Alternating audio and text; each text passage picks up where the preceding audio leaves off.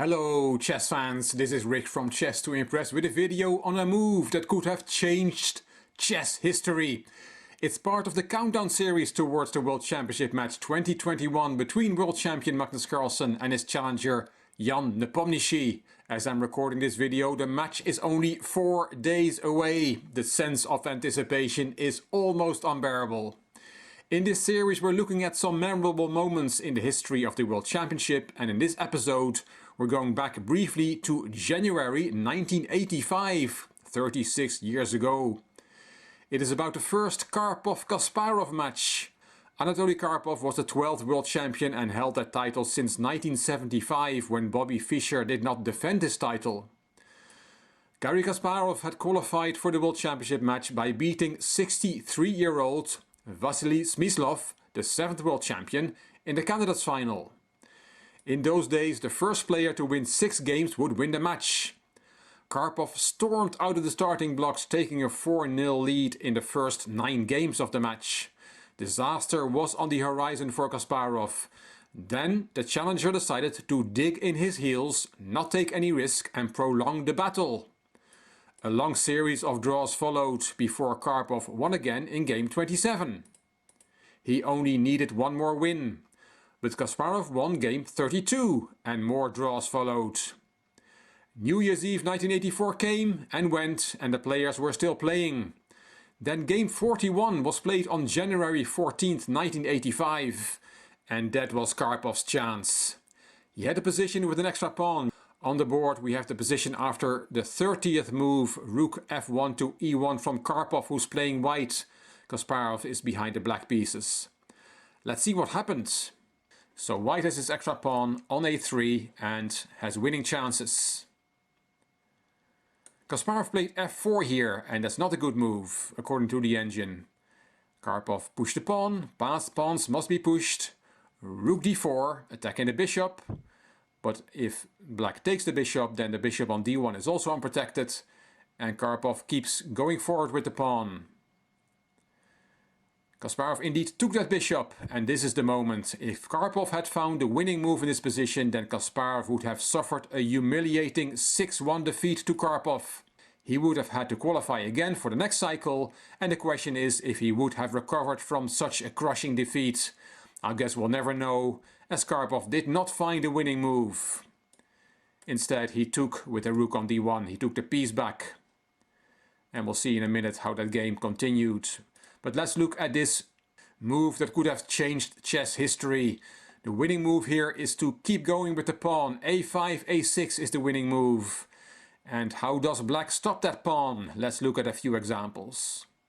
Of course black is a piece up, but you cannot save that piece, for example bishop h5, because then a7 and the pawn promotes on the next move. You cannot control that pawn anymore. So that's too easy. What can you do to stop the pawn? Well, let's for example look at bishop b3 with a threat of bishop d5, and then you control the a8 square. Then white takes on b3, rook takes, a7, but then the rook comes behind the pawn, but white still wins with rook e8 check. King f7, and you can promote to a queen.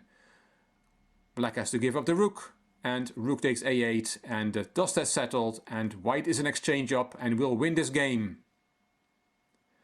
Let's try something else. After a6, can we try rook b5, with the idea rook a5 to get behind the pawn. Then white takes the piece back that he is down, and if you then go behind the pawn, then the move is rook d7. Threatening a7, and white again has a winning position. If after rook b5, rook takes d1, you take the knight, then you should not push the pawn, because then there is rook c8 controlling the pawn. But after rook takes c5, you can again give check. King f7, a7, rook a5, and we already had seen a variation like this. So let's go back. a6 was played, we looked at bishop h5, we looked at bishop b3, we looked at rook b5. Let's look at one other example. Why not rook b8? Then again white takes the piece back, rook a8 and rook d3. The black's rook is passive and white has a technically winning endgame. Another factor is that after move 40 the games got adjourned. Yes, that happened in those days. So all Karpov had to do was to make 5 more moves, because this is move 35, to get to move 40, and then he and his team would have the whole night to figure out the winning plan. It would have been quite possible that Kasparov would not have resumed the game. And then Karpov indeed would have kept his world title with a crushing 6-1 win.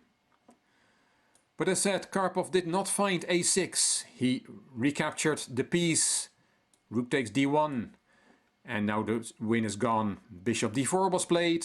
Knight e6. Bishop a7. Rook d7. Black gave a check. King steps up. Bishop takes f2 and knight takes f4. Rook a1 behind the pawn. Knight e6, putting pressure on the g7 pawn.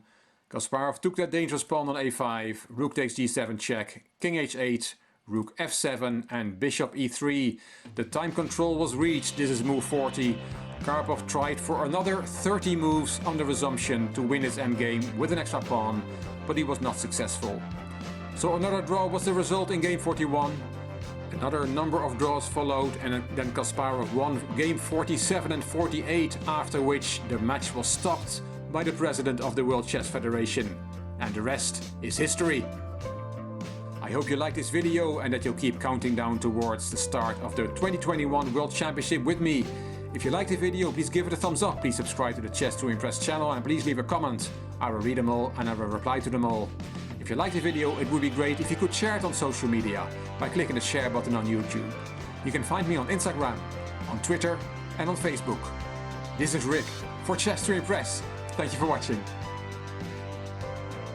There's too many variations here.